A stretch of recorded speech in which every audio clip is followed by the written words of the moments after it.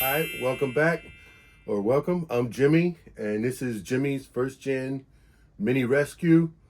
Today, I'm going to do a quick walk around of the car that I need to replace the clutch. I'm going to show some of the work that has to be done. I'm still in the process of obtaining all the parts and pieces that I need to get. However, I had some prior obligations, and it's also starting bee season, and I had some bee projects to do before the mini projects need to get done, because bees are nature, so they don't wait. They're not on a time clock. They're on a weather clock, basically. So there's things I have to do and get done there. If you want to check that out, it's Jimmy's Neighborhood Bees. And yeah, so we keep a couple of hives in our neighborhood. Anyway, let me start off today and read today's fortune, and then I'm going to get out there, show you the mini. I found some lost footage from when I first obtained the mini, and I'm going to throw that in as well so you can check out how it looked when I first got it. But let's see. Today's fortune. The only way to catch a tiger cub is to go into the tiger's den. Okay, so I guess the only way to do something is to be there. So, but earlier someone asked me, I hope that gives you, something. But someone asked me, what's the inside of the book look like? So I just wanted to show a couple of pages here. So there's like 5 fortunes per page, basically, and there's enough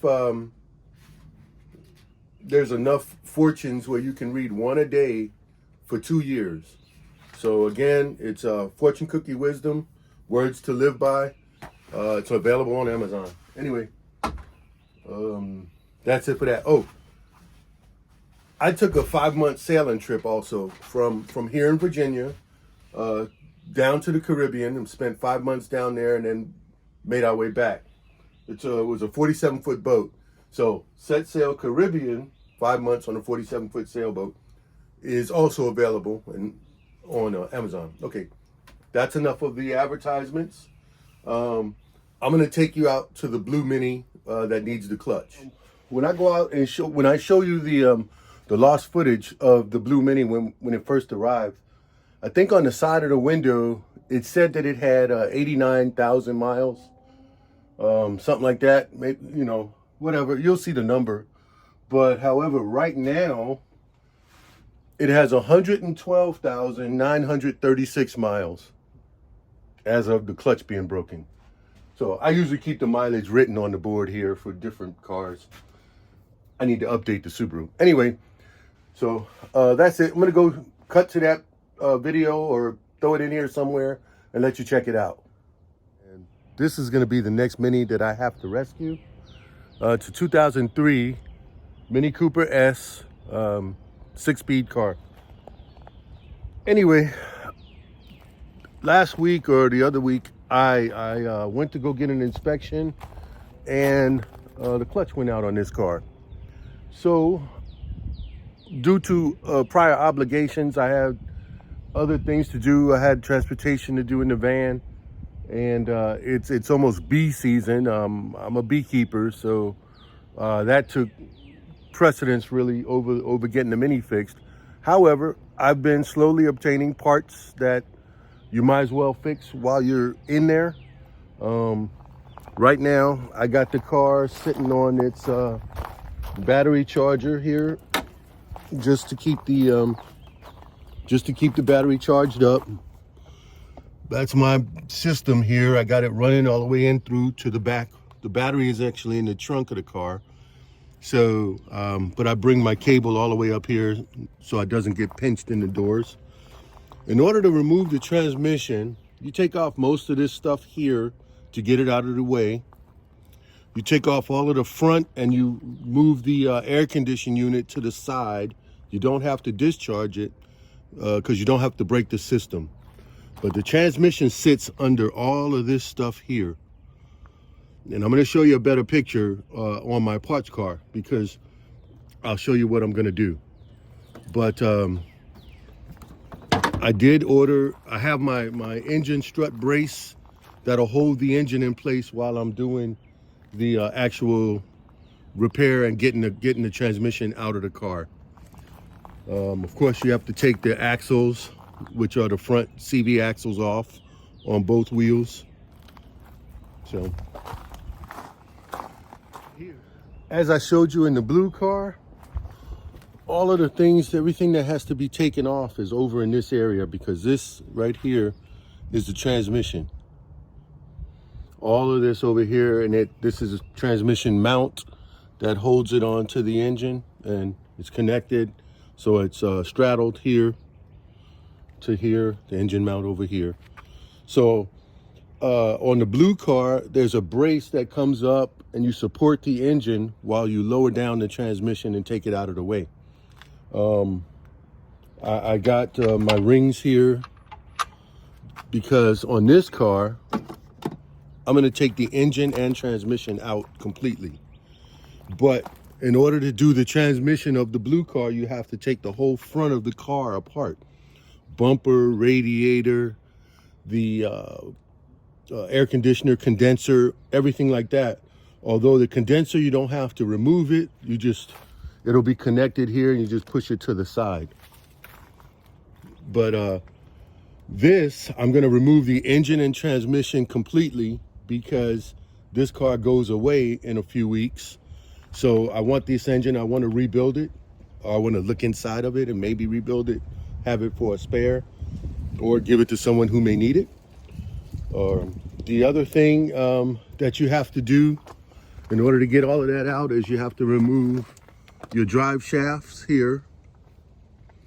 So it's front wheel drive and they connect inside the transmission, so they have to be removed. So I'll be doing that on this car next. And those will be some of the same steps that I have to do on the blue car. However, I'm gonna remove this engine and transmission first because I need that transmission for my orange car, or I possibly need it. So I just wanted to show all the work that has to be done to get to that stage. And I guess that's why the dealership charges, almost $4,000. Now, they don't remove the engine out of the car when they're just doing a clutch service. They support the engine and just remove the transmission, as I will probably do on the blue car. But some people say it's just as easy to take the engine and transmission out, replace the clutch on the ground or on a stand, and then put everything back. Some people say, save some trouble and just remove the engine and transmission. Or just remove the transmission by itself. I don't know. I'll see what works for me. But like I said, it's not a priority for right now. We're gonna have colder weather here in the next few days, and I got prior commitments for the following week, so I won't be doing any mini projects for the next week. So I'm going to insert the video that I found about when I first received this car. Okay, what you see here is my first Copart purchase. It's a 2003 Mini Cooper S.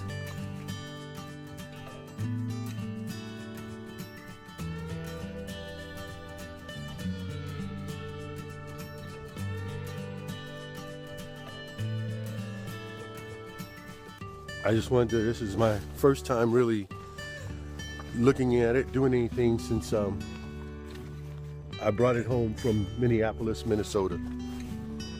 So I'm gonna finish taking the cover off. Okay, the only thing I really did was put it on a battery charge, but I think the battery's shot, so I probably need a new battery. But all in all, it's in good shape. It was a donated vehicle. It has 89,399 miles. Pretty much everything this car has, my car had. Heated seats, they're cloth, the sports seats, 6-speed transmission. I started it and ran it for a while, but it started to get hot. So headliner's in good shape too. So I'm changing the thermostat first things first. So that's what I'm doing today. It's gonna change the thermostat.